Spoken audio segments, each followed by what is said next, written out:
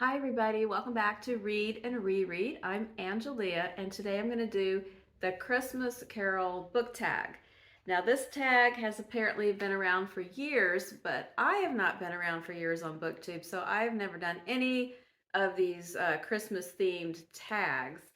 Um, so I'm going to give this one a shot because it looked like fun, and I'm kind of been in this Christmas Carol mode because I reread Dickens' book recently, and then last week I went to the community theater version of it here, and it was really good. They did such a great job. And then I even have on today my Christmas Carol necklace that I got on Etsy. So the questions are in the framework of different aspects of A Christmas Carol, but the answers can apply to lots of different books. So if you are not into Christmas books, fear not, I'm going to talk about a lot of other things. So first of all, and I've got my questions over here, the prompts. I can't give credit to the source. I don't know who originated this tag, but thank you, whoever you are out there, if you're still on BookTube, because I think these are very fun questions. All right, the first one is The Ghost of Christmas Past, a book that was a childhood favorite. And I have a lot of them, but I decided to talk about this one today. Emmett's Pig by Mary Stoltz, and pictures by the wonderful Garth Williams. This was a book that I was obsessed with when I was little. Like, I don't even know exactly the age frame, but maybe like preschool through second grade-ish. This was one of my favorite books. And I never had my own copy. I just checked it out of the library over and over. So I was one of those kids that would repeatedly check out the same books. And my mom loved it too, and she loved to share it with me and my enthusiasm for it. So fast forward to my young adulthood, when I was in my 20s, my mom thought of this book again, and this was before internet book shopping.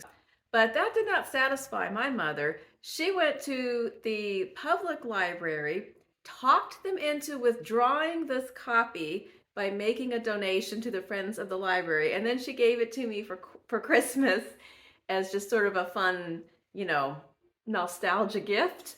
And so it does have a little inscription from my mom with my childhood nickname there. And anyway, so Emmett's Pig is the story of a little boy who lives in New York City, but his fantasy is to have a pig. And this was published originally in 1959, and the vintage illustrations are really classic. I love this picture of Emmett with his parents. Look at the mom with her coiffed hair and her necklace, and the dad smoking a pipe. Can you imagine if somebody put that in a picture today in a kid's book? And then he really wants a pig, but of course he can't have a pig in an apartment in New York. And, he sees, well, everybody else, people have cats and dogs and birds and everything. But in his bedroom, he has all of this pig stuff. Am I showing this well? And I love this page where he fantasizes if he could have a pig in his bedroom, and he would like dress as a farmer. And so when his birthday comes around, his parents surprise him by adopting a pig that lives out in the country, and they go on this drive to surprise him, and he meets his pig, and they promise him that they will come out frequently and visit the pig. So I just always loved this book, and really I loved almost every book illustrated by Garth Williams as a kid, and I really still do. So that was my selection for that question. The next question is The Ghost of Christmas Present, a recent book that you think will become one of your favorites. So, of course I'm looking through all of these books that I'm probably going to talk about in my top 10, 12, 15, I don't know, video that I'm going to do when the year completely ends. But I was thinking about, out of those books that I really, really love, like which ones do I think I'll actually pick up and read and reread a lot? And so I selected the ones by Claire Keegan. I know I've talked about these a lot lately, but I just think these are the ones that I'd be most likely to give or recommend to somebody else without sitting and thinking, oh, wait a minute, is this really a good fit for this person? And And some of the ones I really love, like I'm not just going to randomly gift people Cloud Cuckoo Land, because they're gonna, it's kind of a big old honker. And I loved it, some people didn't love it, but I really haven't heard anyone say, "Oh no, these were stinkers." So I think that's why I picked these. I think that as soon as I finished them, I instantly wanted to go back and read them again. Once I got to the end and thought about how she ended it, I thought, well, now I need to read it again. And that, not every book is like that. Some books are so good you didn't want them to end, but you don't think that you really want to start over right away. Not that I did it, because I have so many other books in my stack, but I was just so excited to discover this author. That's my choice for this question. Ask me later on today or on another day, and I might pull out something entirely different, but that's what I picked out on the whim this morning. The next question is The Ghost of Christmas Yet to Come, a book coming out next year that you are excited about. All right, so the answer that I wish I was giving was a new book by Sarah Waters. Sarah Waters, where's your next book? It's been a while. It's been several years. Sarah, we're waiting. But in lieu of that, looking at some upcoming releases, now I'm sure there's some other exciting ones that just haven't really been, posted up yet. But one that I saw that I know I'm going to read is Hellbent by Leigh Bardugo, which is the second book in the Alex Stearns series that began with Ninth House. Ninth House made its way around our house when it was a new book. We gave it to Emma Grace, I guess, for Christmas, whenever it was that it came out. And then she read it, she really liked it, and she passed it around, and we all read it. And it was probably part, I don't have it here at the house, but it's probably part of that, the pandemic book circulation that was going on in 2020. And we all enjoyed it.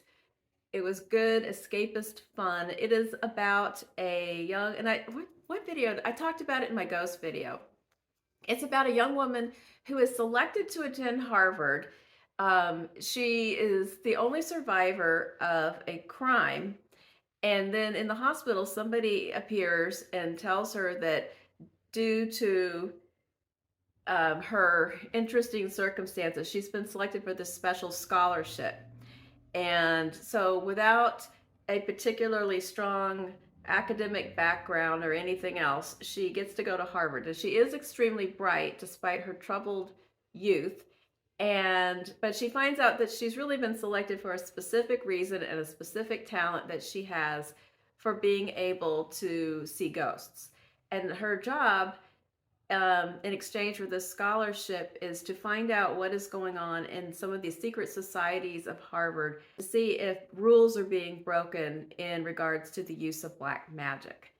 That is all I'm going to say about that, but it's very good. It's pretty dark. It gets a little grisly, but it is a very fun read, and I'm excited that book 2 is finally coming out, although I might have to go back through book 1 and remember what exactly happened and where it left off, because it kind of ended on a cliffhanger, but then it's been sort of a long haul waiting for the next book. So I am looking forward to that release, though, and I guess we will also purchase that and send it around. The next question is Bah Humbug, a book that everyone else loved, but you just can't stand it. And this one I had to think about for a while, because a lot of books that I feel like I'm not going to be able to stand, I just don't even read them to begin with. I can just tell. But something that I know that some people have within their favorites that I truly do not like is anything by Ernest Hemingway. And I have definitely read quite a few of them because I was an English major, undergraduate and graduate, so I couldn't escape Hemingway altogether, but I avoid him. I don't like his style. I don't like his topics. I don't like his characters. I don't like the attitude. I don't like the misogyny. I don't like any of it. And the one that I hate the most is the short story that I think it's called Indian Camp, about a woman who's in labor. I just hate that story so much. And, come at me if you must, if you are a big Hemingway fan, and that's fine. There's plenty of books for us to like or not like, but I cannot stand Ernest Hemingway. I said it. Number 5, Bob Cratchit, an old dependable that you always recommend. I feel like you can't go wrong with Pride and Prejudice. Now, I know I would not recommend this to everybody. I don't think there's any book that I would recommend to absolutely everybody, but I feel like this is a very solid. People often ask where to start with classics, or what Jane Austen book to read first, or something that you really love, that's tried and true. And Pride and Prejudice always comes to mind. At different times in my history, this has or has not been my favorite Jane Austen. Right now, my favorites are a tie between this and Persuasion, but it has gone up and down. Sometimes Emma has been my favorite. Sometimes this one's been my favorite. Sometimes Persuasion. Those three kind of juggle around, but and Northanger Abbey kind of, and Sense and Sensibility kind of come in below them. And then way down at the bottom, over in a corner, is Mansfield Park, because I just don't like that one. I remember reading this, and it's a very concrete memory. I had this job when I was in graduate school at the library at the university, and I was an office assistant to the head of the reference department. And so I sat in this office that was back behind the main library, kind of outside of his office, and I did clerical things. And I remember it was during Christmas break one year, but the library still had limited open hours. And I was welcome to work and make some extra money, but I didn't have to. It was kind of like, we're going to be open. If you come in, that's great. There's not going to be a lot to do, but if you want to, So I did work because I needed, rent money. But there wasn't really any work to do. So I sat there and read Pride and Prejudice. It wasn't this copy, because I got this more recently, this nice cloth-bound classic. It was an old beat-up dark blue secondhand copy that I found at some kind of used book sale. And I thought, why have I always heard of this book and I have never read it? Because I was probably, 21, 22 at that time, and I had never read Pride and Prejudice. And it just opened up a whole new avenue of delight for me. And I became, a hardcore Jane Austen fan. And there's just so much more going on in this book than it gets credit for. It is not just a marriage plot. It is not just light and fluffy. It's not just about,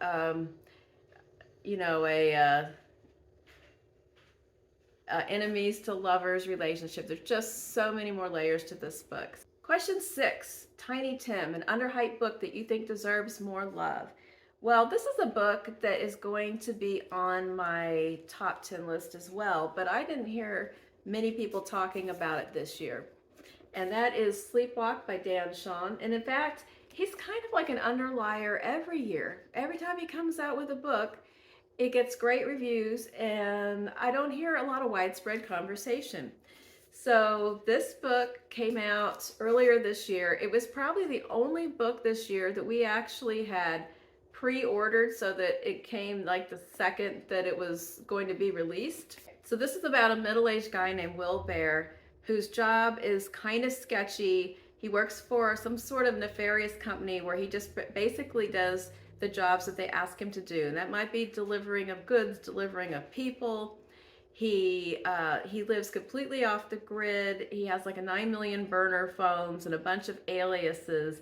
But all of a sudden, he starts receiving phone calls from a young woman who says she is his daughter. And somehow she has all of his phone numbers, so she keeps calling him on phone after phone.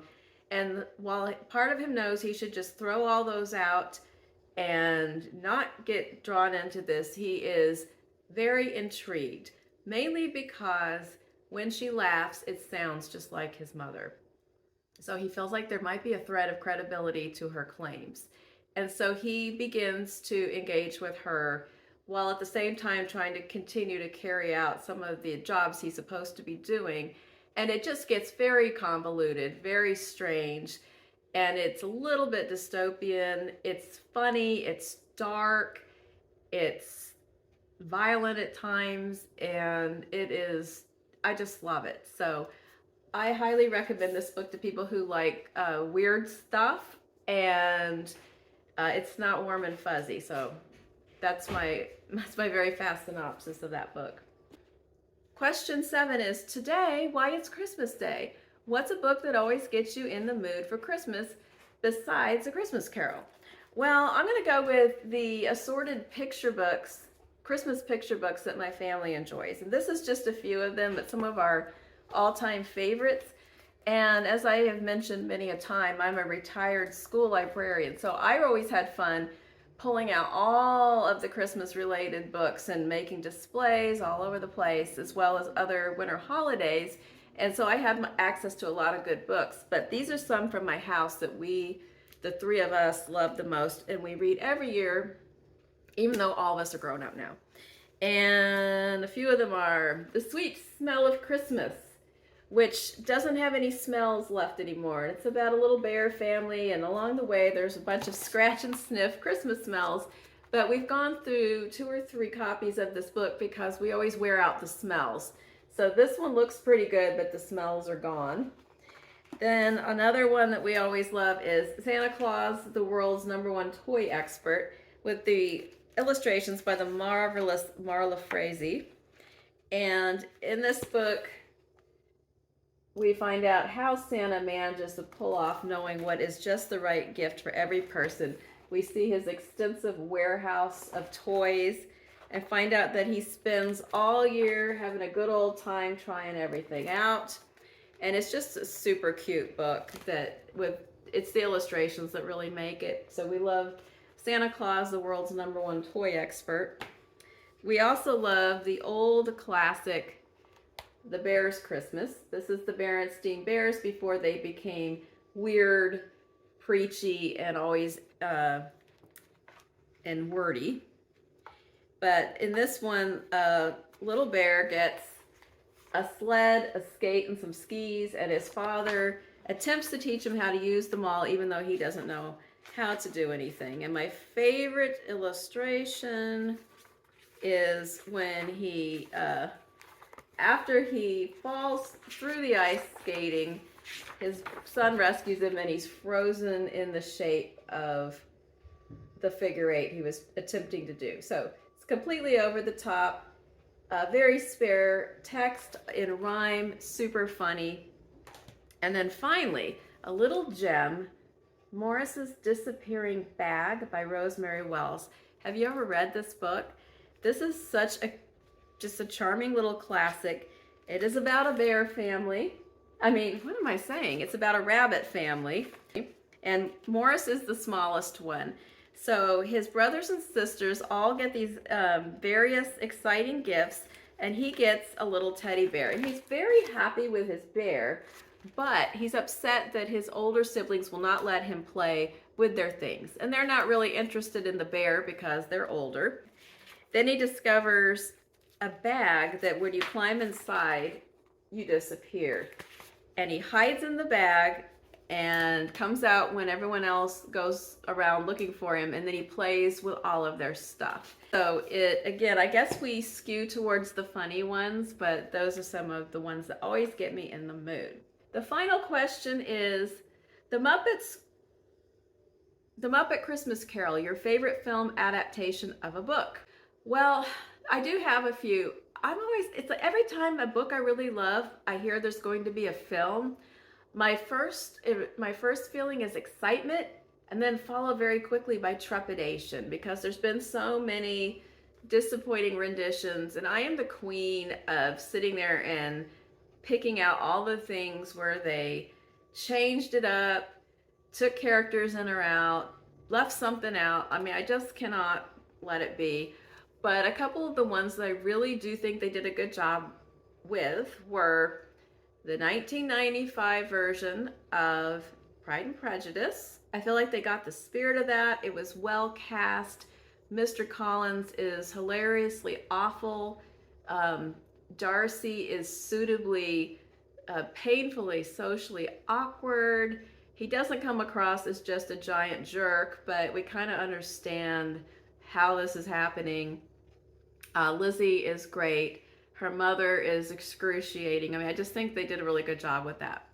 And another one more recently that I thought they did really well with was The Underground Railroad from Colson Whitehead's novel. And that's a hard one, because that book was, it was speculative and historical at the same time, and it was strange and brutal, and they managed, even with making changes from the book, it still worked well. And so I thought that they did a good version of that. So that's what I'm standing there with those as my answer to this question. All right, the last one is actually to tag people, but this tag is so old that I feel like if you have never done it and it sounds like fun, consider yourself tagged.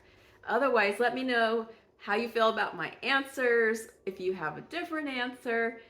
And as always, please like and subscribe if you enjoyed this video and you are not yet a subscriber. I hope that you are having a fun holiday season, and I will be back again at the end of the week with Friday Reads. All right, bye-bye, everybody.